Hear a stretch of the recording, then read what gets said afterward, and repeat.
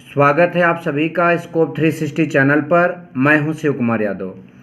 इस वीडियो में हम एयू एंट्रेंस एग्ज़ाम 2021 के प्रिपरेशन में बीएससी बायो का पार्ट 4 करेंगे। और आज का हमारा जो चैप्टर है वह है आवृत्तबीजियों की आकारिकी एवं जीवन चक्र। बहुत इंपॉर्टेंट चैप्टर है और इससे बहुत ही इंपॉर्टेंट क्वेश्चन हम इस वीडियो में लेकर आए हैं। आप इस वीडियो को देखिए और अपनी तैयारी को और स्ट्रांग बनाएं। और साथ ही साथ आप ये बताएं कि आपने इसमें जितना मैंने क्वेश्चन बताया उसमें से आपका कितना सही था। तो चलिए बिना टाइम वेस्ट किए हुए क्वेश्चनों पर आ जाते हैं। तो हमारे सामने जो पहला क्वेश्चन यहाँ पर दिख रहा है वो है नारियल का खाने योग्य भाग होता है। ऑप्शन ए फल भित्ति, ऑप्शन बी भ्रूणपोष, ऑप्शन सी पूर्ण बीज एंड ऑप्शन डी बीजावरण। तो नारियल का कौन सा खाने योग्य होता है भाग, वो आपका होता है, ध्यान दीजिएगा, भ्रूणपोष। ठीक है, याद रखिएगा। नंबर नेक्स्ट, रिसर पाइन प्राप्त होती है। ऑप्शन ए सिनकोना से, ऑप्शन बी सर्पगंधा से, ऑप्शन सी नीब से एंड ऑप्शन डी जो है आपका गेंदा से। तो ये कहाँ से प्राप्त होती है? सर्पगंधा से। याद रखिएगा, ठीक है, ये कहाँ से आपका प्राप्त होती है? सर्पगंधा से प्राप्त होती है। नंबर नेक्स्ट आपका है वे पौधे जिसमें पुष्प जीवन चक्र में केवल एक बार खिलते हैं कहलाते हैं। Option A gonocarpic, option B holocarpic, option C polycarpic, option D eucarpic. तो इसमें से कौन सा ऑप्शन सही हो जाएगा? गोनोकार्पिक। ये आपका पहला ऑप्शन क्या हो जाएगा? सही हो जाएगा, गोनोकार्पिक। ये बात आप सभी लोग ध्यान देंगे, ठीक है।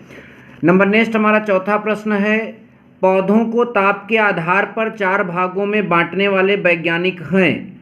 Option A Warming, option B Odum, option C Raunkiaer, option D जो है रॉबर्ट हुक। तो इसका सही जवाब क्या होगा? तो इसका सही जवाब ऑप्शन सी जो है राउंकियर जो थे, इसका सही जवाब हो जाएगा। ठीक है, ध्यान दीजिएगा।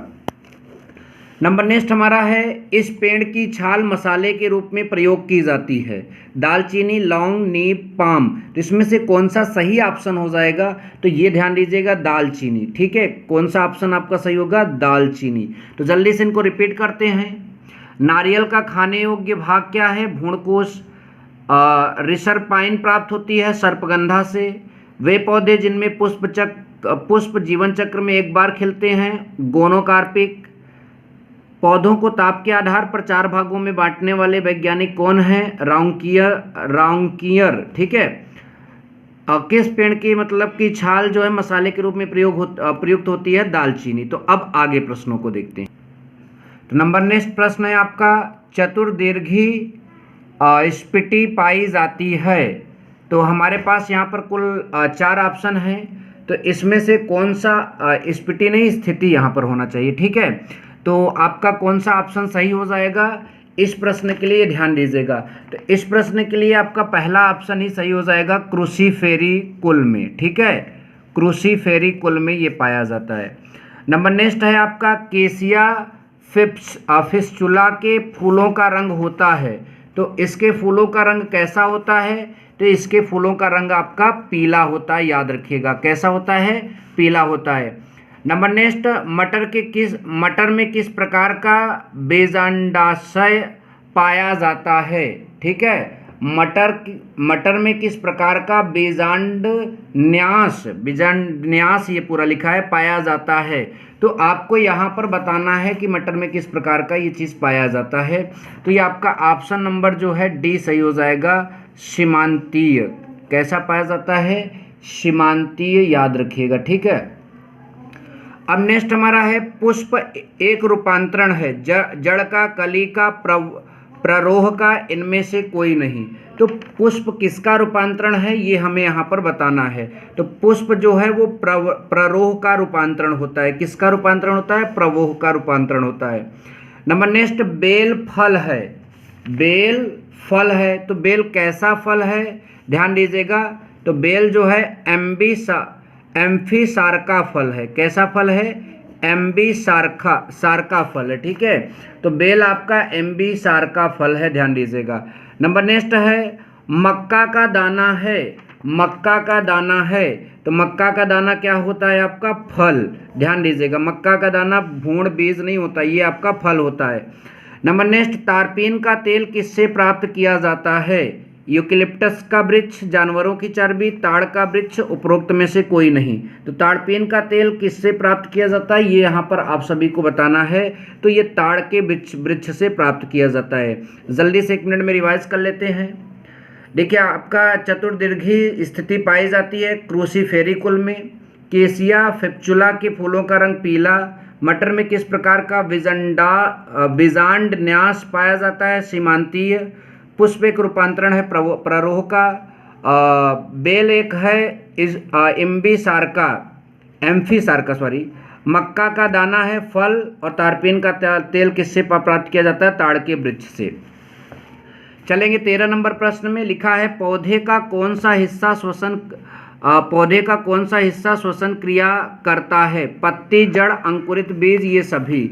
तो यहाँ पर आपको एक बहुत ही सरल प्रश्न आपसे पूछ लिया गया है, तो आपको फिलहाल बताना होगा कि श्वसन क्रिया कहाँ कहाँ होती है पौधों में, ये आपको यहाँ पर बताना है। तो पत्ती, जड़, अंकुरित बीज, ये सभी आपका यहाँ पर ऑप्शन है। तो ये सभी जो हैं श्वसन क्रिया में भाग लेते हैं। ठीक है, श्वसन क्रिया ध्यान दीजिएगा। पादप ऊपर चढ़ते हैं, पादप जो हैं वो ऊपर चढ़ते हैं, तो किसके द्वारा? प्रतान के द्वारा, जड़ों के द्वारा, स्त्रीकेसर के द्वारा, शाखाओं के द्वारा। तो इसमें से आपको बताना है। तो जो पादप होते हैं वो प्रतान के द्वारा ऊपर चढ़ते हैं। नंबर नेक्स्ट है, बीजांड में पराग नली किस मार्ग में प्रवेश करती है? बीजांड में पराग नली जो है किस मार्ग में प्रवेश करती है? इस प्रश्न का आपको जवाब देना है। तो इसका सही जवाब होगा बीजांड द्वार। क्या हो जाएगा? बीजांड द्वार। ठीक है, ध्यान दीजिएगा। नंबर नेक्स्ट है, सिलेजिनेला में नर युग्मक होता है। सिलेजिनेला में आपका नर युग्मक होता है, कैसा होता है ये आपको यहाँ पर बताना है। ठीक है, तो सिलेजिनेला में नर युग्मक जो है द्विकाशाभिक होता है। ठीक है, द्विकशाभिक होता है, ध्यान दीजिएगा। सिलेजिनेला में जो आपका नर युग्मक होता है वह द्विकशाभिक होता है। ठीक है, चलेंगे नेक्स्ट प्रश्न की ओर। निम्न में से कौन सा सुमेलित है? मतलब इसमें से आपका कौन सा सुमेलित है ये आपको यहाँ पर बताना है। तो टमाटर पोम, केला बेरी, आम बेरी, सेब डूफ। तो इसमें से आपका कौन सा ऑप्शन सही हो जाएगा? तो ये आपका केला बेरी जो है आपका सही सुमेलित है। ठीक है, नंबर नेक्स्ट आपका है, जंतु एवं पादपों के वर्गीकरण की इकाई है वर्ग, वंश, संघ, जाति। तो इस प्रश्न का सही जवाब क्या होगा ये आपको यहाँ पर बताना है। ठीक है, तो इस प्रश्न का सही जवाब होगा जाति। ठीक है, चलिए ध्यान दीजिएगा। नंबर नेक्स्ट, बांस एक है घास, साग, झाड़ी, वृक्ष। तो बांस क्या है? ये बहुत इंपॉर्टेंट प्रश्न भी है, कई बार यहाँ पूछा भी गया है। तो याद सभी रखिएगा कि बांस एक प्रकार का घास ही होता है और कुछ नहीं, ये एक घास है। चलिए जल्दी से रिपीट करते हैं। पौधे का कौन सा हिस्सा श्वसन में भाग लेता है? सभी जितना आपका ऑप्शन दिया है। पादप ऊपर चढ़ते हैं प्रतान के द्वारा। बीजांड में पराग नली किस मार्ग में प्रवेश करती है? बीजांड द्वार के द्वारा। ठीक है, उसमें प्रवेश करती है। सिलेजिनेला में नर युग्मक होता है द्विकशाभिक। नंबर नेक्स्ट, सही सुमेलित क्या है? केला बेरी। जंतु एवं पादपों के वर्गीकरण की इकाई जाति। बांस एक क्या है? घास। इतना याद रखिए। हमारा अगला है, निम्न में से कौन सा C4 पौधा है? तो इसमें से आपको बताना है कि कौन सा C4 पौधा है, ये आप सभी को यहाँ पर बताना है। तो ये आपका हो जाएगा मक्का। ऑप्शन नंबर बी जो है आपका सही हो जाएगा। नंबर नेक्स्ट है आपका, साइकस रिवोल्यूटा को कहते हैं। तो साइकस रिवोल्यूटा को क्या कहा जाता है ये आप सभी को यहाँ पर बताना है। तो इसको कहते हैं, जो आपका पहला ऑप्शन है, सागोपाम। ठीक है, क्या कहा जाता है? सागोपाम। नंबर नेक्स्ट, पौधों में नाइट्रोजन का उपयोग किस रूप में किया जाता है? मुक्त नाइट्रोजन के रूप में, नाइट्राइट के रूप में, नाइट्रेट के रूप में, अमोनिया के रूप में। तो इसमें नाइट्रोजन का उपयोग किस रूप में किया जाता है ये आप सभी को बताना है। तो नाइट्रेट के रूप में किया जाता है, याद रखिएगा। ठीक है, नंबर नेक्स्ट, ससंजन सिद्धांत प्रतिपादित किया था। किसने प्रतिपादित किया था। यहाँ पर हमारे पास कई ऑप्शन दिए गए हैं, तो आप सभी को यहाँ पर सही ऑप्शन सेलेक्ट करना है। तो ये ऑप्शन नंबर 1 डिक्सन ने इसको प्रतिपादित किया था। किसने? डिक्सन ने, याद रखिएगा, ठीक है। नंबर नेक्स्ट, तूफान में वाष्पोत्सर्जन कम होने का क्या कारण है। जब तूफान आता है तो वाष्पोत्सर्जन के कम होने का क्या कारण होता है, ये आपको बताना है। तो इसमें से जो भी दिया गया है, इसमें से कोई भी कारण आपका सही नहीं है।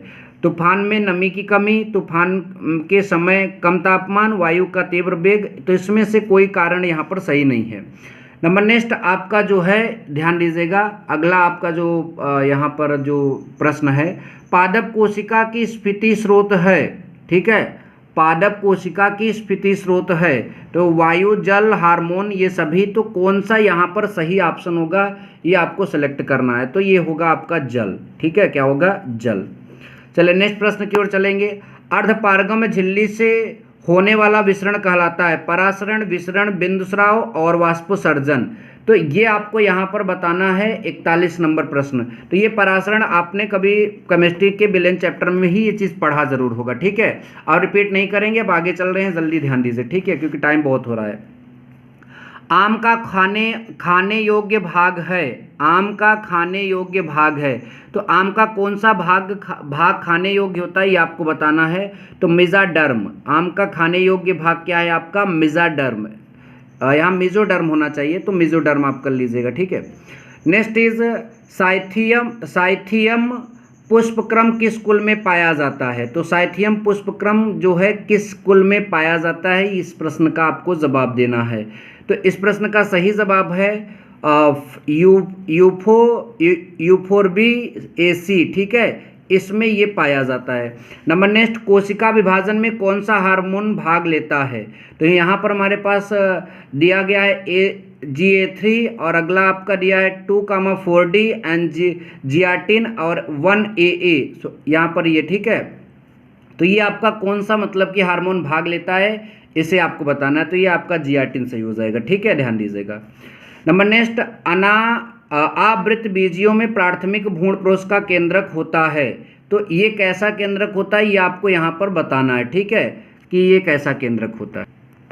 तो ये होता है त्रिगुणित। कैसा होता है? त्रिगुणित, ठीक है। चलिए नेक्स्ट, निम्न में से कौन द्विबीजपत्री भ्रूणपोष युक्त बीज है। मक्का, सेम, अरंडी, गेहूं, तो कौन द्विबीजपत्री ये आपका है, ये आपको यहाँ पर बताना है, ठीक है।